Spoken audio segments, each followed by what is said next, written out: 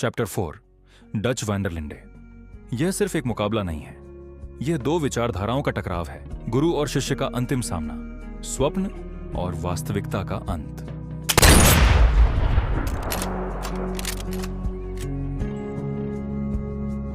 अध्याय 4 डच, स्वप्न का पतन। बिल मर चुका था, जावियर भी।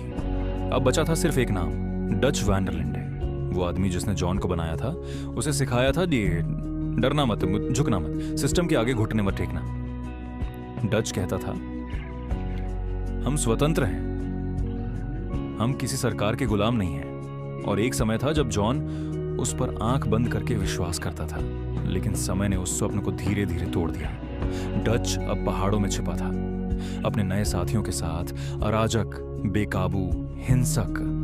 उसके मिशन अब आदर्शों के लिए नहीं थे, वे सिर्फ विनाश के लिए थे। जॉन जब उसका पीछा करता है तो उसे एहसास होता है ये वही आदमी नहीं है, या शायद वो हमेशा ऐसा ही था, बस हम देख नहीं पाए।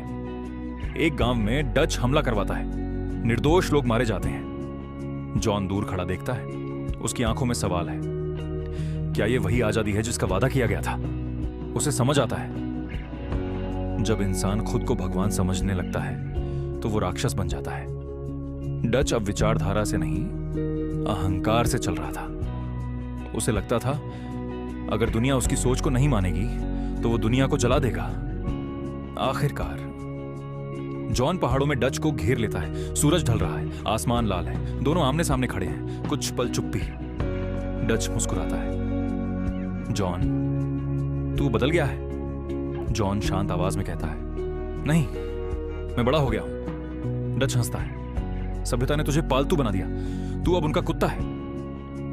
ये शब्द जॉन को चोट पहुंचाते हैं, क्योंकि कहीं ना कहीं वो खुद भी यही सोचता था। क्या वो सच में बदल गया है, या बस एक पिंजरे में जीना सीख गया है? डच आगे कहता है, हम जैसे लोग डायनासोर्स हैं, हमारा समय खत्म हो चुका है। ये लाइन एक स्वीकारोक्ति थी। पहली बार डच ने माना, वो हार चुका है, लेकिन वो सरकार के हाथों नहीं मरेगा, वो झुकेगा नहीं। जॉन कहता है, डच चलो, सब खत्म हो चुका है। डच उसकी आंखों में देखता है, वहां नफरत नहीं है, बस थकान है। वो समझ चुका है, स्वप्न टूट चुका है। उसकी क्रांति एक भ्रम थी और उसका साम्राज्य रेत का महल। डच पीछे हटता है, चट्टान के किनारे वो आखिरी बार आसमान की तरफ देखता है। हम आजाद थे जॉन, कम से कम कुछ समय के लिए।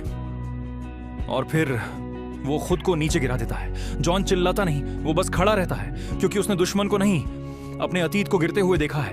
उस आदमी को जिसने उसे रास्ता दिखाया था, लेकिन शायद गलत दिशा में। सरकार खुश है, रॉस कहता है, अच्छा काम मार्स्टन।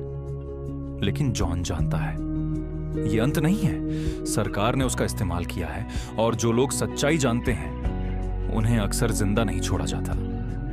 डच की मौत सिर्फ एक आदमी की मौत नहीं थी, वो एक युग की मौत थी, वाइल्ड वेस्ट की मौत, आजादी के उस भ्रम की मौत जिसे लोग सच समझते थे। लेकिन असली त्रासदी ये है, डच गलत नहीं था, बस अधूरा था, और जॉन सही नहीं था, बस मजबूर था। दोनों अपने अपने सच में जी रहे थे, और दोनों हार गए। अब जॉन घर जा सकता है, उसका मिशन पूरा हो चुका है, लेकिन कहीं अंदर उसे महसूस होता है तूफान अभी बाकी है, क्योंकि रिडेम्पशन इतनी सस्ती नहीं होती।